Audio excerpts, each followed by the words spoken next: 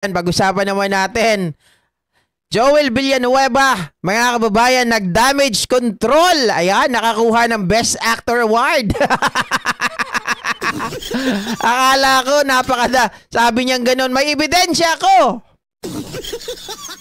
Anak ng baka. Nung tiningnan ko yung ebidensya, mga kababayan, kayo na bahalang humusga. Oh, kaya niyo pa bang panoorin ito si Joel Villanueva? Bahala kayo, ha?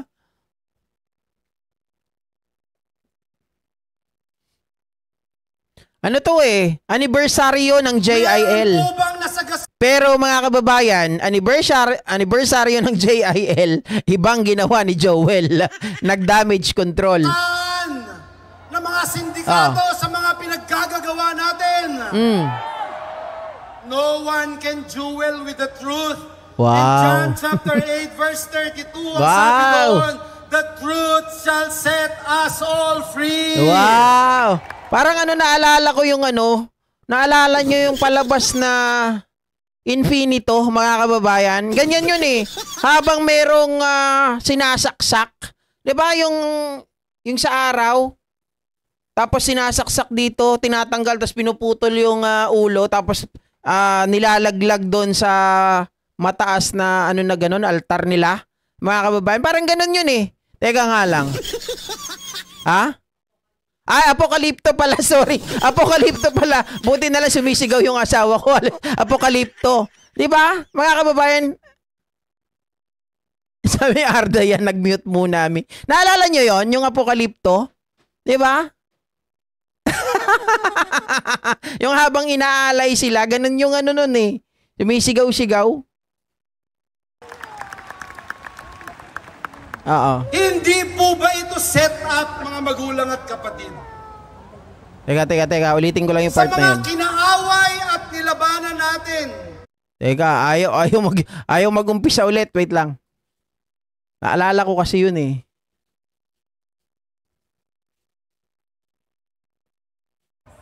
Meron po bang nasagasaan na mga sindikato sa mga pinaggagawa natin?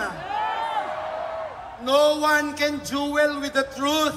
In John chapter 8 verse 32, ang sabi doon, the truth shall set us all free.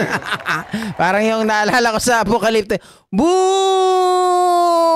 Ganun, gaganunan sila oh.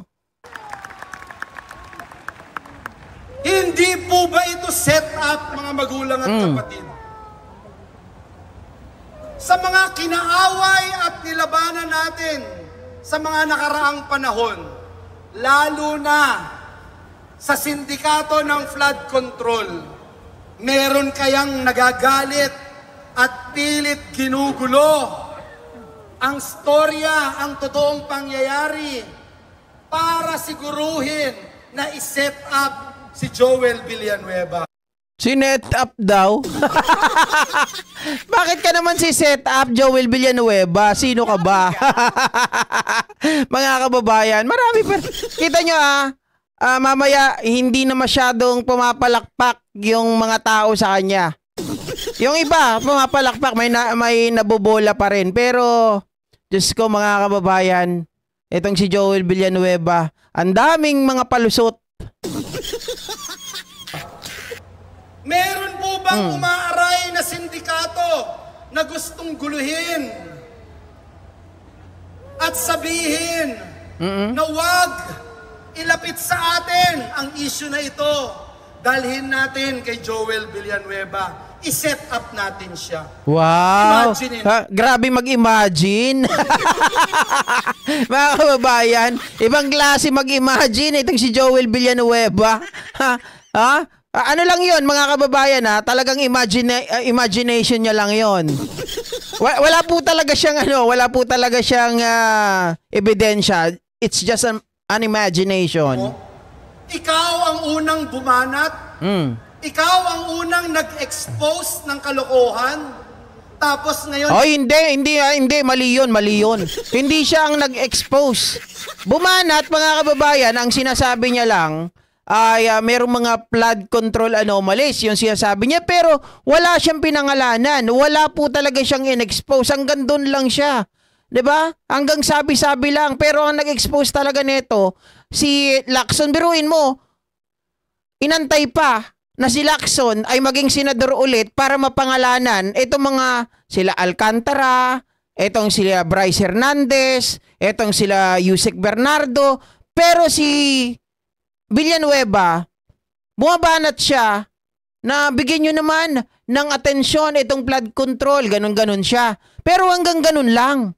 Wala po talaga siya na binibitawan kung sino yung mga kumikita dyan sa DPWH, kumikita sa mga flood controls, walang ganon.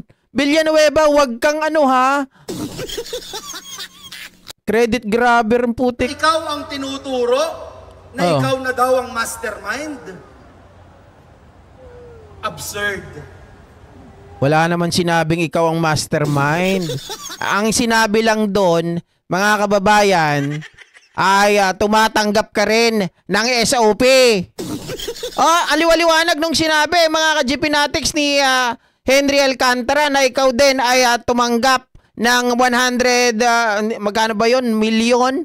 Something like that, mga kababayan, na hindi mo daw pinaalam sa'yo na ito ay galing sa flood control. Pero, mga kababayan, sabi ay tulong sa'yo. Pero, ang ang matindi nun, ngayon, alam mo na nang galing sa flood control, bakit hindi mo binalik? Di ba ibalik mo? Sa Bulacan, tubong lalawigan na ating mahal na mahal. Mula pa noong 2023, iniisa-isa natin yung mga flood control projects na puro Imagination, kapatid ng ghost. Tama. Tapos, sasabihin, easy target dyan si Joel. Si Joel Villanueva ang ituro natin. Hindi po ba set up ito? Hindi rin po ba set up na parang parang pares kayo ng sinasabi ni Jinggoy, easy target Wala na ba iba? Basta Bulacan kay Joel yan. Wala nang ibang kongresista. Wala nang ibang senador. Wala nang ibang LGU official. Kay Joel yan. Kaaway natin yan. I-set up natin. Ang galing magpaawa, no? Kaaway natin yan, i-set up natin. It's just an imagination, kapatid nga daw ng ghost. Mga kababayan, wala naman siyang maipakita na siya ay pinagbibintangan lamang. Tanggalin natin sa pagiging majority leader ng Senado si Joel Villanueva. Bakit? Mahirap na part siya ng leadership. Aawayin natin. Teka lang. Ba't nasama na naman yung Senate Majority Leader? Natural, mga kababayan, pag nagpalit ng liderato, okay? Pag nagpalit ng liderato ng Senate President, sila ang mamimili, yung mga kasama ninyo, sila yung mag-a-appoint, sila yung mamimili ng iboboto kung sino yung magiging Senate Majority Floor Leader. Ano yun? Kagustuhan lang nila na tanggalin ka basta-basta? Hindi naman kailangan buo. Kasama yung Senate President, hindi dahil gusto ko lang nilang tanggalin. Jologs. Tanggalin natin. Liar talaga. Ang galing gumawa ng kwento. Alam niyo po, hanggang ngayon. Kasi pag sinabi mo na tanggalin natin to bilang Senate Majority Floor Leader kasi mahirap na kalaban to, sino ba ang magtatanggal? Tao ba? Hindi naman tao Kapwa mo mga senador. Di ibig sabihin, senador din ang gustong magtanggal sa'yo.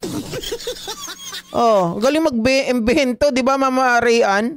Walang makita na flood control project si Joel Villanueva. Kahit na anong imbento, wala pa rin maituro ang kaaway. Yung binabanggit kanina ni Minority Leader Alan Cayetano, paulit-ulit sabi, miyembro ng Commission on Appointments si Joel Villanueva. Hindi naman pala. Hindi, kasi ang nakalagay naman doon, nakalagay doon sa chat, mga kababayan, doon sa pinakita ni Bryce Hernandez, yung Beng Ramos, tapos yung isa, ano bang pangalan nun? Yung babae? Ang sabi kasi doon sa chat, siya ay member ng CA. Tapos, hindi lang ako basta basta member ng CA, ako din ay Senate Majority Floor Leader. Yun ang nakalagay dun sa chat. Natural, mga kababayan, yun ang sasabihin nitong si Bryce Hernandez kasi yun yung pagpapakilala nung tao eh. Hindi pala ako member ng CA noon na pinaparatang nila. Pabago-bago na po ang storya. Pabago-bago na ang aligasyon. Ay, wow. Mahigit 100 na ang storya. Iba-iba po. Ilang beses sa mga pagdinig sa Kamara, sa Senado, ang sabi po sa General Appropriations Act yan. Sa GAA yan. Pero nung huli sabi, ay wala pala sa GAA. Nasa unprogrammed funds pala. Ibang-iba po yun. Mga kapatid ko sa Panginoon, ibang-iba.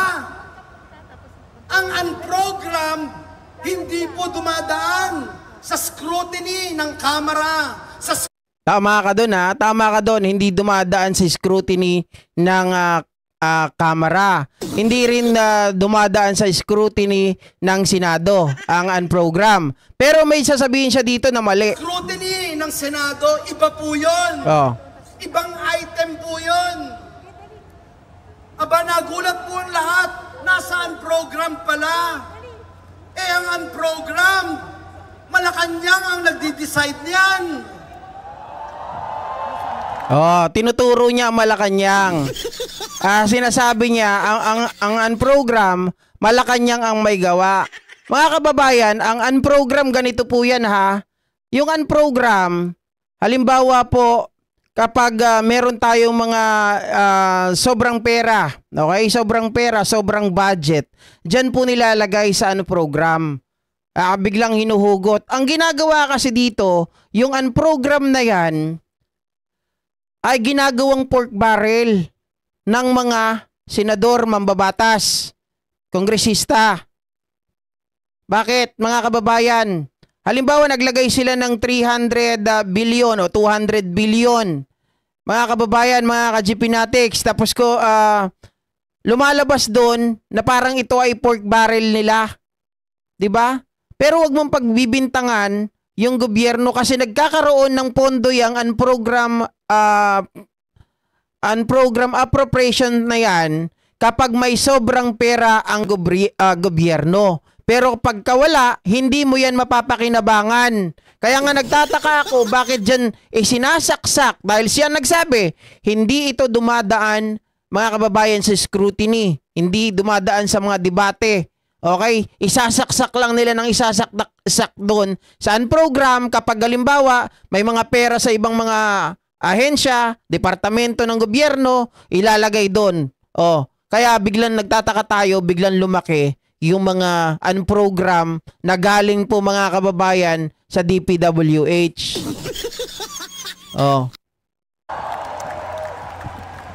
Bago mapondohan ang unprogram, dapat may bagong buwis. Bago may unprogram, dapat over-collection ng buwis. Dapat ang mga government-owned and controlled corporations, dapat maraming nakolekta. Bago ang program ay i-release, dapat may certification ng Department of Finance. Dapat bago sabihin may pondo, kailangan ng certification ng Department of Budget and Management. Kung kay Joel Villanueva yung project na yan, bakit doon niya ilalagay? Siyempre, doon ilalagay sa program para hindi makita. 'Di ba? Mga kababayan, remember, sinabi po ni Ping Lacson, nung naalala ni Bryce Hernandez, saan program pa nang galing, yung itemized item ay saktong-sakto. 'Di ba? Ilang itemized item yon, saktong-sakto doon sa presyo na sinasabi na, 'di ba? 600 million. Ano pang iisipin mo doon, mga kababayan? 'Di ba? Pag sila ay nagtugma, alangan naman, nasabi mo, ay hindi yan. Mali yun, hindi akin yan. Parehas na parehas yung itemized item? Or yung itemized project? Kapatid, nakakalungkot po itong trying hard na iset up po ang inyong kapatid sa Panginoon. Nakalimutan po nila na ang Diyos na pinaglilingkuran natin ay buhay at makapangyarihang Diyos. Ngayon po, pinapahiya na sila unti-unti. Nagkakabulol-bulol na, nagtuturuan na. Sabi po, nag-deliver daw ng salapi nung una sa school. Aba, binago, sabi sa church. Sabi ko, kung sa church, pati si Satanas hindi papayag sa script nyo. Tatanggap ka ng suhol sa simbahan. Akala kasi nila, pag sinabing JIL, ano lang, simbahan ka agad. Yung pala, JIL School. 'Di ba? Oh, sino bang di dapat awayin mo si Henry Alcantara dahil siya nagsasalita laban sa iyo? Aba, binago ulit, pangatlong beses, rest house na. Wala naman ako rest house. Incoming yung coming. Invited kayong lahat. Aba, Iba yung ingay ng tao, no? Konti lang. Ayon na sumang-ayon sa kanya. Iba na po. Iba-iba na yung kwento nila. Malapit na po akong magwakas. May isang nagtanong sa akin, isang kaibigan mula sa Davao City.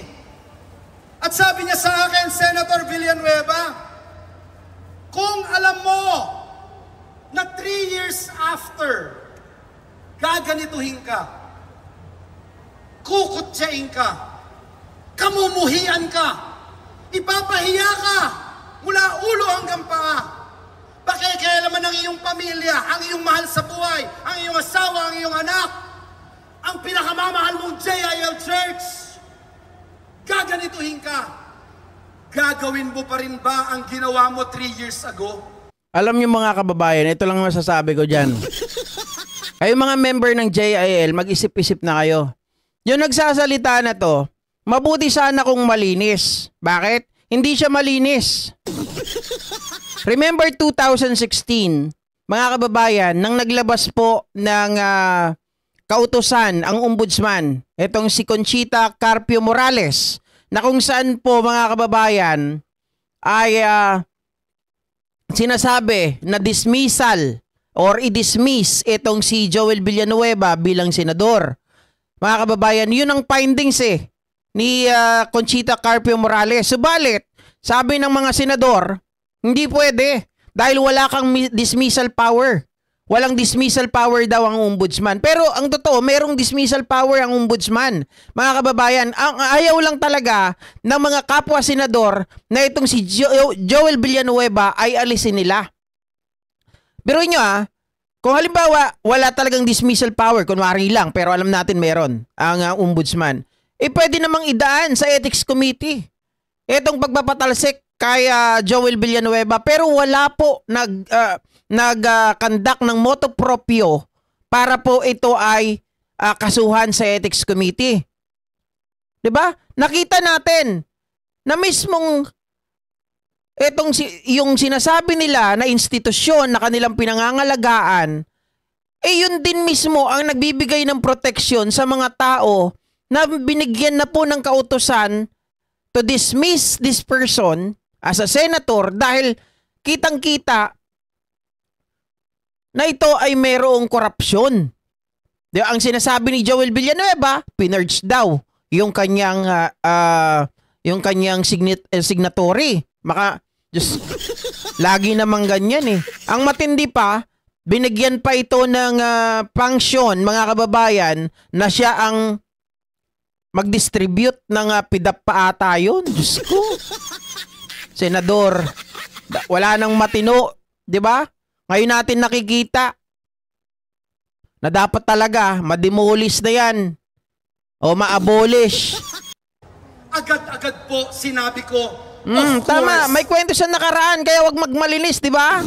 Yun na lang ang tingnan mo Hindi mo naman nalinis yun Hindi niya nalinis yun. Yung issue na yun, mga kababayan, sadyang pinagtanggol lang siya ng mga kasama niyang mga senador. Yes, the answer is yes.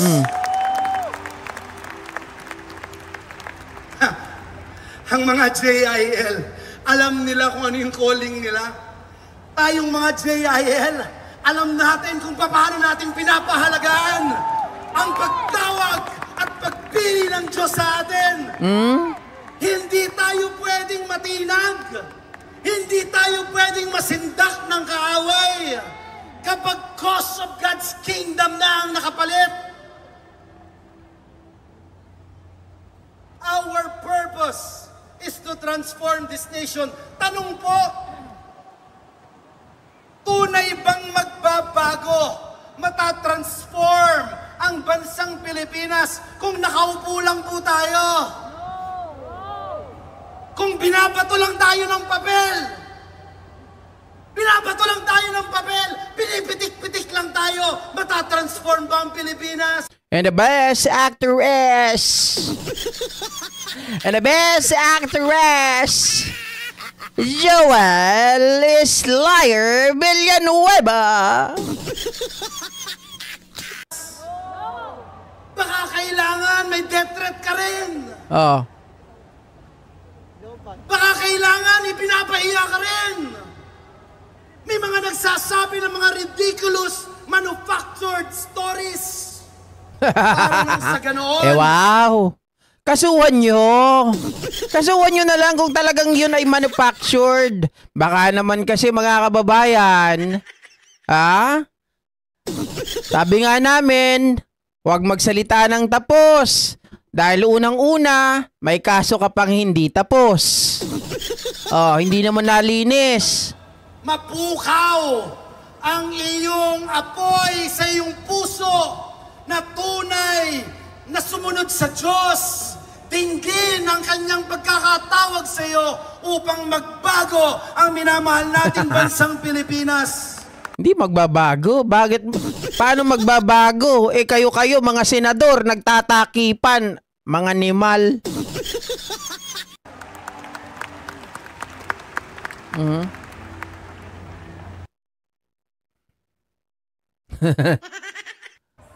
Meron po bang nasagasaan? Ayan mga kababayan, hindi ko na pinagpatuloy pero hanggang doon lang talaga 'yon. Meron pa yan yung mga pinapakita niya na sabi niya ganoon, meron daw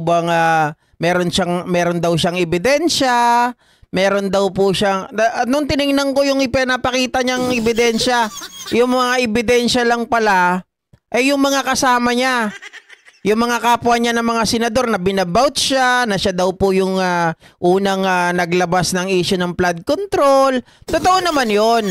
Sinasabi niya may issue daw yung flood control. Pero bilang senador, mga kababayan, lalong-lalo na sa lugar mo, na ikaw ang nagsabi na itong mga tao dito, kawawa, tuwing papasok ng trabaho, dadaan muna sa baha, uuwi ng trabaho, dadaan sa baha.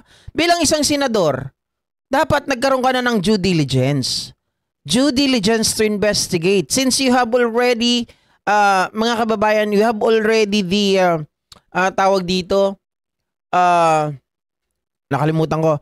Meron ka ng initiative, meron ka na dapat initiative to investigate or, sabi ko nga kanina, due diligence to investigate kasi meron ka ng idea eh. Di ba? May idea ka na ang nangyayari sa flood control na yan ay ginagatasan. At ito ay ibinubulsa ng iilan.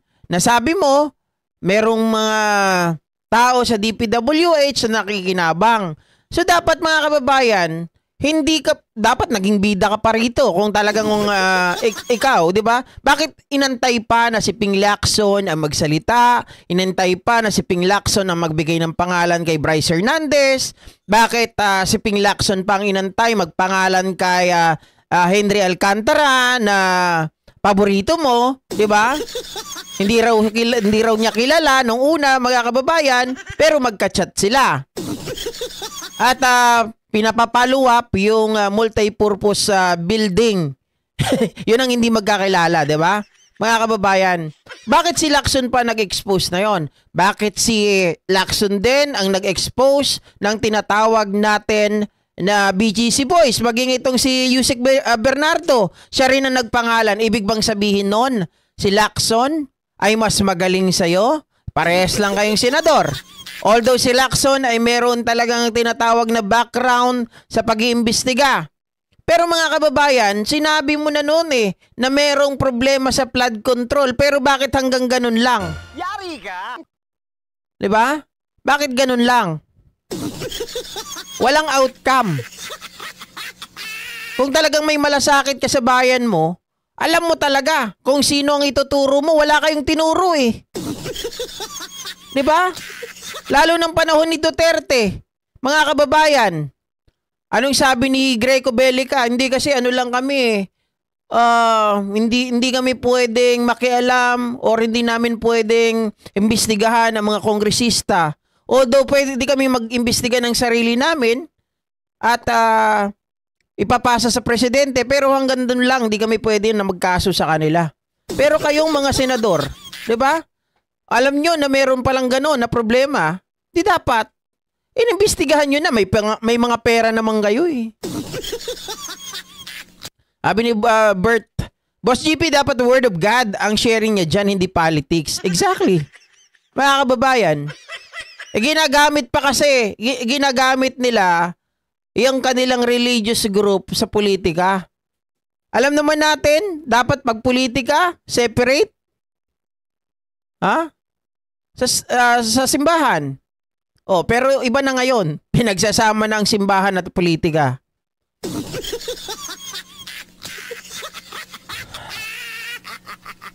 Nagtataka tayo Hindi naman yan ang right avenue. Anong alam ng mga tao dyan? Walang alam yung mga tao dyan.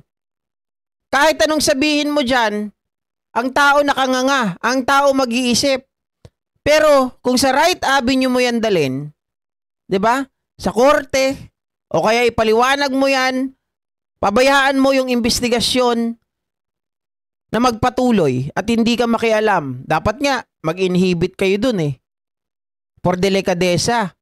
Hindi, nililinis nyo rin yung pangalan nyo dun Meron ba? There was a time, ganito ganyan, na ako ay naglabi. Nung nasabi na siya ay naglalabi ng multipurpose, nung sumunod na hearing, iba na yung tanong There was a time, meron bang pagkakataon during my Senate stay, may Senate tenurity o tenure, na ako ay naglabi sa inyo na kahit anong project? Ganun na lang ang tanong Wrong forum, di ba si Gabriel? Diyos ko. Ay nako mga kababayan, pag ganito talaga ang buhay. Wala talaga tayong mapapala dito sa mga politiko na to. May kanya-kanya silang, alam nyo kasi ito, talagang malaking tulong talaga. Kapag ikaw ay politiko at meron ka ring religious group, marami kang meron ka na kaagad na foundation. Di ba? May pundasyon ka na kaagad. Hindi natin masisi. Hindi lahat ng tao marunong. Hindi lahat ng mga member dyan marurunong. 'Di ba? Yung iba dyan oo na lang. Pag sinabi ng leader nila na tinaniman tayo, sinet up tayo, maniniwala na yan. Pero sana mas marami ang umalis. Mas marami sana ang makaintindi. Mga kababayan. Dahil dito wala siyang pinakita talaga na ebidensya. Kung napanood nyo yung buo na ito, pinutol ko na lang Hindi ko na pinakita yung mga pagbabouch ng mga kasama niyang mga senador. Kasi may inis lang kayo May inis lang kayo. Sabi ni Zoe, talbog na yarn, nakahanda na ang kulungan nila. Ayan, kilala na, wag nang ipwesto. Tama, di ba? Okay, so ayan mga kababayan, tayo po ay nakadalawang oras na. Pagpasensya nyo na, meron pa sana akong isa Kaya lang talagang hanggang dyan lang yung max ng kaya ng mata ko ngayon na itagal sa monitor. Medyo napuwersa kasi tayo nung October 13. Yan ang hinihinda ko hanggang ngayon Hindi ako makatutok ng lagpas ng 2 oras. Sobrang sakit na. So, kita-kita ulit tayo mga kababayan bukas. Maraming salamat po at magandang gabi sa inyong lahat. Mag-ingat po kayo.